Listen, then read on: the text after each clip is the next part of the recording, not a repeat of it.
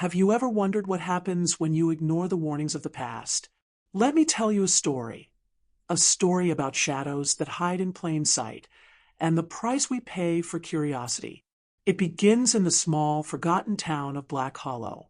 The town was quiet, surrounded by dense woods that seemed to stretch endlessly. At its heart was an old, decrepit house that no one dared to approach. The locals called it the Thornwick Manor. They said it was cursed, that anyone who stepped inside never came back the same. Children whispered about seeing flickering lights in its windows at night. But for decades, no one dared to go near it until Clara arrived. Clara was a journalist, ambitious, and always chasing the next big story. She had heard rumors about Thornwick Manor, how it had been abandoned for over a century, how its last owner, Eleanor Thornwick, vanished under mysterious circumstances. To Clara, it sounded like the perfect tale to revive her stagnant career. One cloudy evening, Clara parked her car at the edge of the woods and walked the narrow path leading to the manor. The air felt heavier as she approached, the towering trees around her muffling the world.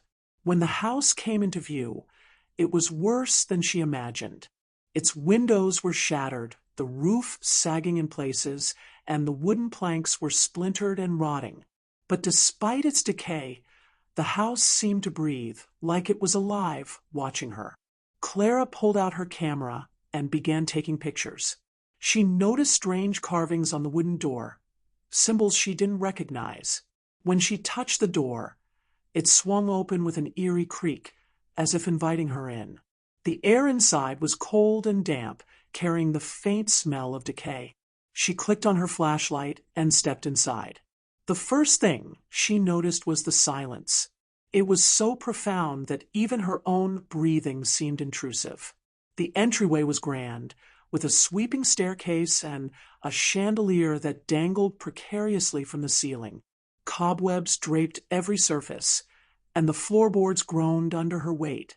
As she explored, she found rooms frozen in time, a dining table set for a meal that was never eaten, a nursery with a rocking chair that swayed ever so slightly, though there was no breeze. Clara's heart raced as she entered the study. The room was lined with dusty bookshelves, and at its center was a desk covered in papers. One document caught her eye. It was a letter written in elegant handwriting. To whoever finds this, it began, "Thornwick Manor is not what it seems. The house hungers. It watches. Do not stay past nightfall." She laughed nervously. "A warning? How cliched," she muttered, stuffing the letter into her bag. As she turned to leave, she heard it, a faint whisper, barely audible. "Clara." She froze, her blood turning to ice. "Who's there?" she called out, but only silence replied. She shook her head, convincing herself it was just her imagination. The sun dipped below the horizon faster than she expected, and darkness enveloped the manor. As Clara moved through the house, the whispers grew louder, more insistent. They came from nowhere and everywhere, echoing her name. "Clara, you shouldn't be here." Panic set in. She tried to retrace her steps, but the house seemed to shift around her. Hallways stretched endlessly, and doors led to rooms she didn't recognize. Her flashlight began to flicker, plunging her into brief moments of complete darkness. In one of those moments, she felt it, a cold hand grazing her shoulder. She screamed, spinning around, but there was nothing there. Her breaths came in shallow gasps as she stumbled into a room she hadn't seen before. At its center stood a mirror, its surface impossibly smooth and dark. It seemed to draw her in, her reflection barely visible. As she stepped closer, the whispers stopped, replaced by a deafening silence.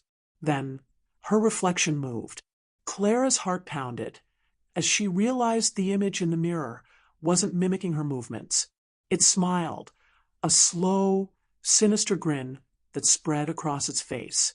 "You shouldn't have come," it said, its voice echoing in her mind.